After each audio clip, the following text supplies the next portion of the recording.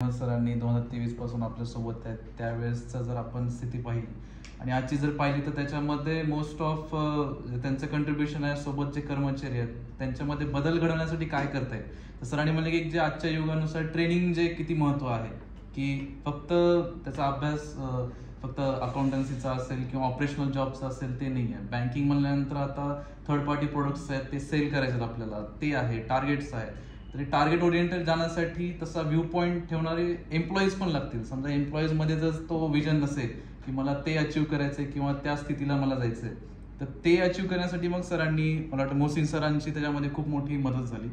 यामुळे एक ब्रेनस्टॉर्मिंग झालं सगळ्यांमध्ये की मी फक्त एक कर्मचारी आहे, कस्टमर आलाय, मला त्याला बोलायचं आहे, त्याचं रिझॉल्व्ह केले आणि तो गेला, हे नाही आहे.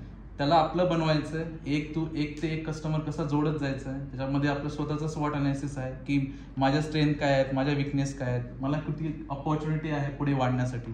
आणि मी एक फक्त मॅनेजर म्हणून नाही, आज समजा एक क्लर्क असेल, कॅशियर असेल, सरांनीचा जसं व्ह्यू पॉईंट आहे की एक क्लर्क आणि कॅशियर का नाही पुढे जाऊन मॅनेजर बनू शकत, तर तो हा आहे की त्याने जर आपल्याला प्रूव्ह केलं तर तो प्रूव्ह कसा करेल की या ट्रेनिंग सेशनमधून जे काही तो आता आज आत्मसात करत आहे.